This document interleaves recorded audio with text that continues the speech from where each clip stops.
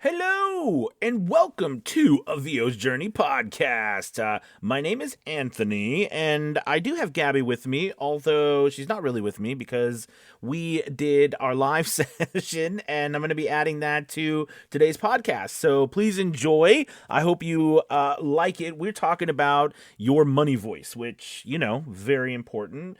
And I'm really excited because we have a couple different episodes. This one is actually from yesterday. I'll be posting today's episode. And of course, we go live again tomorrow on the YouTube channel, which you can always find us there. But if you just like listening to the podcast, I'm going to put it up here for everybody for popular demand because people keeps talking to me about it and asking me. So here we go. Let's do it.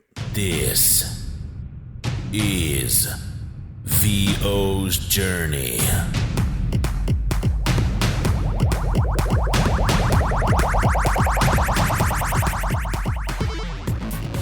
With your host, the incomparable Anthony Pica.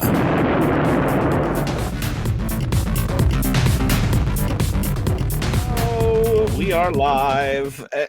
Even now, I'm like, because sometimes it delays going live, and I'm like, it does. Is it live? Is it Yeah. live? But we are live. Hi. Yes, my name is Anthony. I'm Gabby. And we are coffee drinking voice actors. That's Indeed. right. So it is good to see everybody. Happy Wednesday. Can you believe it's Wednesday?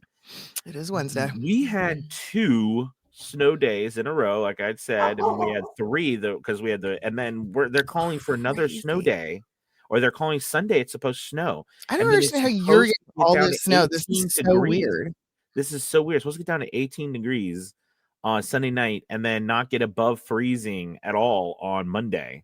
Please don't go outside. And then what the craziest thing is that Friday's the last day of school before 2.5 weeks of Christmas. These kids are just going to be off. they're just done. I can't go. Because I remember teaching, because I taught for 12 years, and during this time of the year, it really literally is. Like people are like, why are they doing worksheets and stuff? Trust me, there is, or like, why are they drawing? They are so far gone. Yeah, they're so ready for break. Yeah, they're like, But anyways, sorry, it's good to talk to you all and see you. Well, Gabby, please give us an update on your dog. Oh, Mr. Willie. Yeah, he's home. He's home. That's the good news. He was discharged. He is 75% back to normal is what I would say. Something's still definitely not 100%, but we're no longer in like danger zone, Right. So he's here, he's resting, and we're monitoring, and fingers crossed it is not super serious and he's going to bounce back fine. Well, that is good news. That's where I'm at. Something. I know it's still wild and strange, and a little bit. It's thinking about him, but I'm glad that hopefully he's going to bounce back. Yeah, thank you. All right. So now moving on to our topic today. I posted a video earlier, and I was like, Gabby, we should talk about this. And I want to talk about what I called. I don't know if someone else started. I just know I thought I came up. It's called your money voice. And the reason why I came up with this, or I started saying it a while ago, was because I did not have a voice, or at least at the time, where I was booking any work. And I spent a summer. I told a story here on this channel before, working really hard trying to figure out how to come up with something that would get me bookings, some sort of voice style, So I spent a summer just researching what other people were doing and getting, seeing what other men my age and so forth were being hired for. Yeah. And I will say manipulated or worked on my voice to create a style that I put out there. And I'm not kidding you, it became apparent very quickly. I mean, almost overnight, where it was turned around, where people were all of a sudden interested in my voice and my voiceovers. And then when I eventually changed my demo using that voice and put that out there, then everything changed. And we had a wonderful conversation about it last night in our Acting 201 class for VO Journey Academy. and which, by the way, on a side note, is opening. So all of our classes, including our 201s, and then we even a 301 and stuff for our advanced stuff, as well as our 101s, they're all reopening again for January of our new semester. So super excited. So if you're looking to join, sorry, I got a shameless plug here. If you're looking to join, good time. This is a great time to join. We got the new semester coming up, and it's really, really exciting. So anyway, so we were talking about that, and I thought it'd be a good topic for us to discuss, because if you are right now having trouble booking work, there's a marketing component to all this, of course, and then there's your acting component. And I kind of want to talk about the acting component today. And that's the money voice is what I'm talking about. So I'll get to want to get your thoughts on this, Gabby, in a second here. But the idea again behind this is your money voice is the voice that makes you money. That's how I came up with it. Yeah, I mean, right. Yeah. So again, I used to, and I know people are going to laugh, but when I first started, I was very forward in my voice style. So a lot of what I talked was like this. It was very forward, and this is how I spoke, forward in my voice. And I was excited, and you can hear it. It makes me annoyed now listening to it. But so what I did is I worked really hard to put it in the back, more back of my throat, like I was having more of a conversation, relaxed, not pushing and being really excited, and forward. But I was always trying to be excited because I was like, I'm a voice actor and I got to try real hard and do all kinds of stuff. So it was interesting. I had to go through a whole, a whole journey of months of just trying to explore that little forward and in the back. I mean, and understanding that delivery was what people were looking, or what at least potential clients wanted from people like me. And so all of us have to find that money. What are your thoughts on that, Gabby? I think you got lucky. I don't think most people are able to boil it down to something so precise. I think there's a lot of factors that go into finding the money read, the signature sound, for most of us. And it does take time. And I think the first thing is letting go of that, that expectation that we all hold on to of what we're supposed to sound like, because that truly is the thing that for many of us is what holds us back. When I listen back to some of my old stuff, I always feel like I was trying to be too pronounced. I was trying to be too proper, right? My diction was too perfect. I was, unwilling to relax, basically. It was just, I took it too seriously. And that can be a problem for some people. Now, other people make their living being too serious, right? Right. This is where there is no one right answer, and it's so broad and it's so varied for each of us. I think about Steve Zern-Kelton is a voice actor I've known for years, and Steve is the Law and Order guy. Whenever you hear the introduction to any of the Law and Orders, that's Steve. Right. So he made a living doing this. Right. And he found that place of, eerie and sinister, but still somehow a little bit approachable. And it's what he does. That is what he does. And he is phenomenal at it. And there's other people, right, who think like, I want to be that guy, but then they do that and it just doesn't work. No, absolutely. So yeah. I agree completely with that. And so for me, and it's just because I was talking to Gabby again before we started about the money voice, and I was telling her about like my money voice. I found to be different, almost completely different than what I was doing at the time. Meaning like the delivery, the feel, the style, it was completely different. At the time, at the beginning of my journey, I was very announcery. I was very shiny. I call it shiny and shimmering. I was speaking too darn good. If you ever heard that, like Gabby was just trying to say about being articulate, and then as I went through, I started to identify a couple things. So let's talk Mm. about that, at least for me, and maybe people can relate. Okay. Is that okay? So some of the things I started to identify, I'm just butt in anytime, Gabby, is that one thing people my age, or at least men my age or a little older than me, I noticed that a lot of the people that were getting booked, and I heard and stuff on a lot of stuff, had first a little glottal in their voice. So Mm. they had this little rattle, like Yeah. this wisdom, like they've been through hell and back, and they're just beat down, and Right. because that's all, give them this, it's just this kind of Right. feel, right? So there was that. Then I started feeling that at the time I was talking excited, so I had a higher pitch voice like this, and they did not. People wanted a lower pitch voice Mm. from me. They wanted lower. I mean, again, from a male my age. Mm-hmm. So okay, so now I have a couple things I've noticed. That we want a lower voice. They want the scuttle. Then I noticed too that I was actually doing opposite. I was going slow Mm-hmm. in my reads, but then not pausing. So I was slow. I was minimizing the pauses, but going Okay. slow otherwise. Okay. And I realized what they really wanted was me to speed up more like a conversation, but then don't be afraid to take the moments to pause to let the idea sink in. Mm-hmm. Right. So I started to identify all of these little things and piece them together to create this money voice.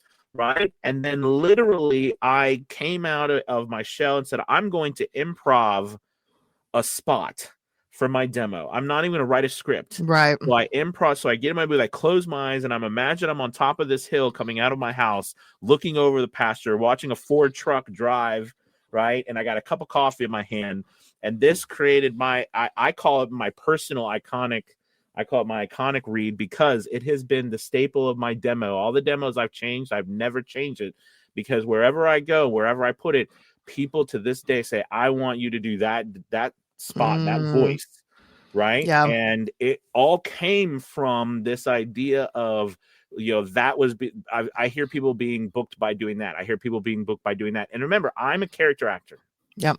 So Yep. there's another thing about, I will admit, in all fairness, I've been an actor my whole life and I studied acting. So I've been trained to work on imitation and how do I do those kinds of things and change my character. So it became a Yeah. character for me.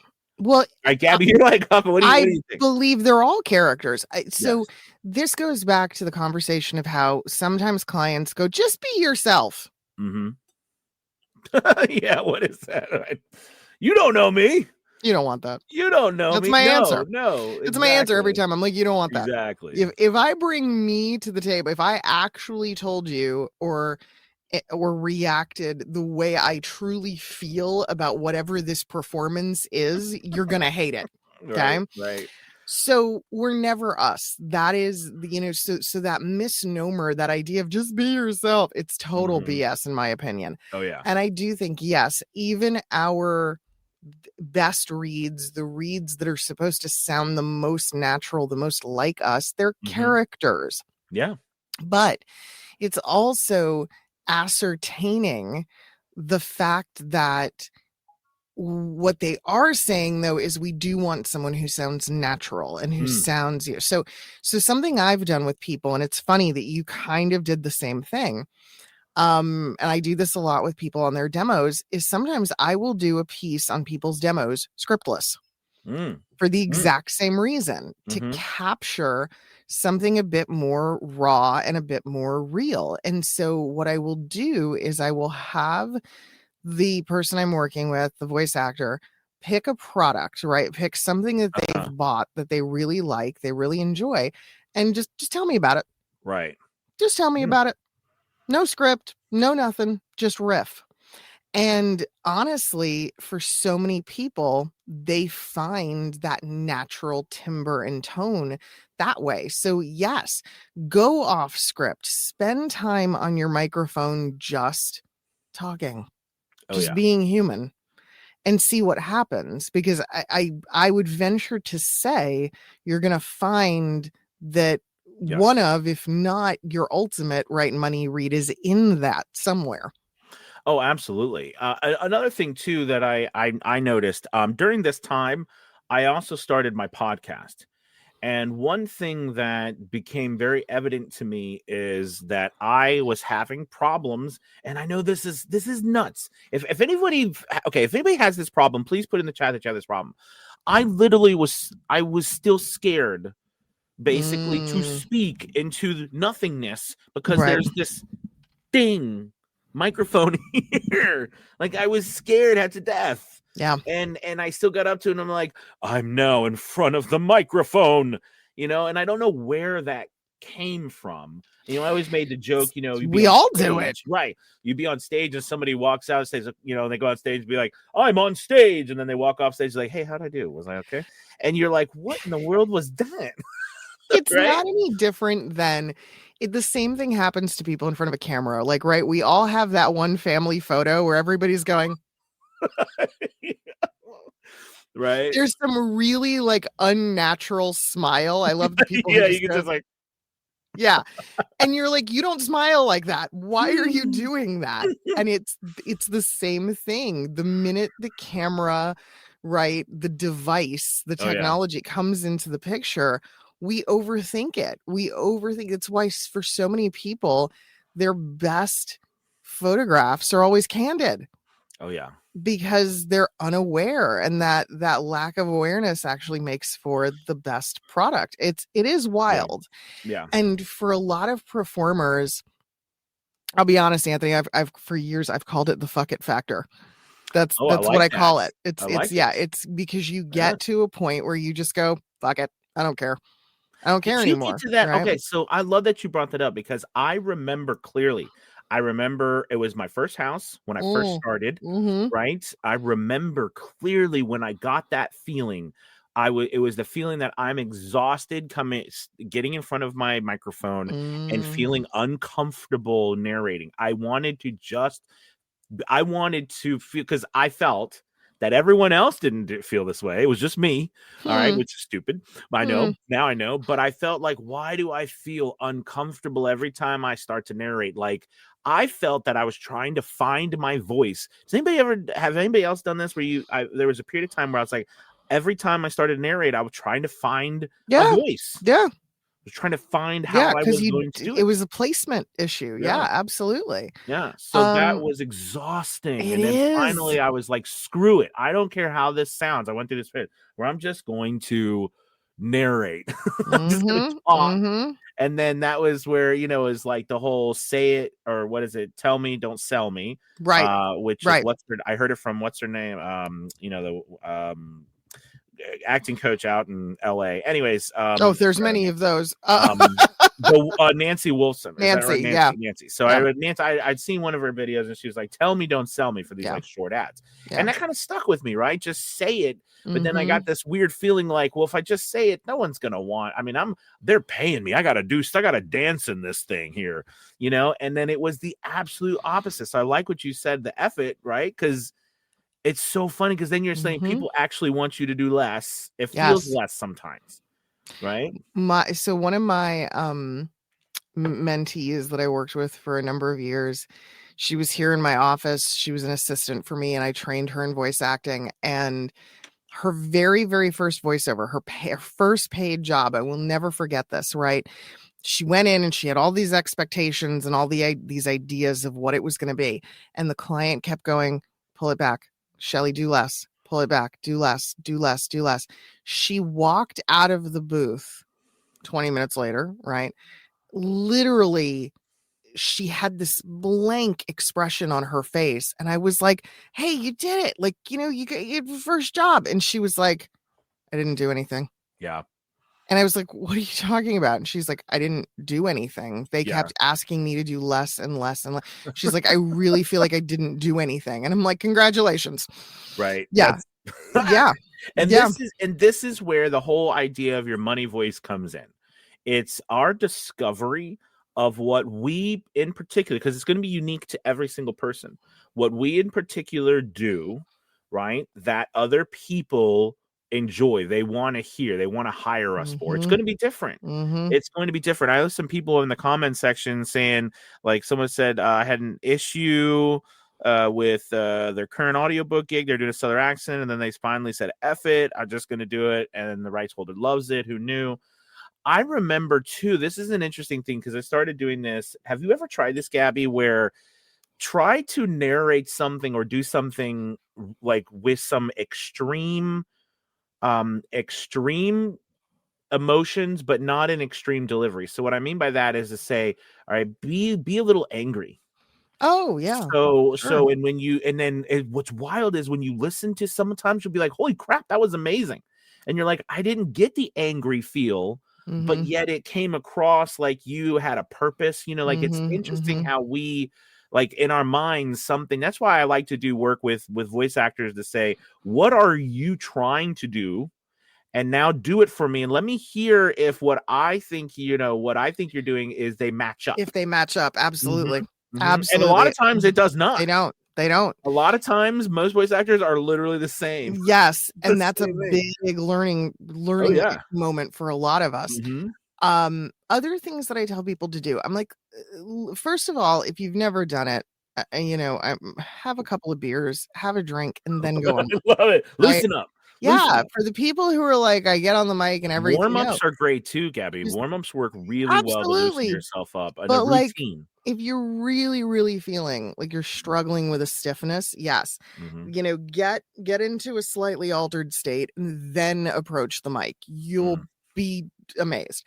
Another thing to do, and this is something fun that a lot of voice actors have never played around with, listen to voicemail messages that you leave other people. Like after the fact, like maybe your spouse or your kids literally go, can you play me that voicemail I left you?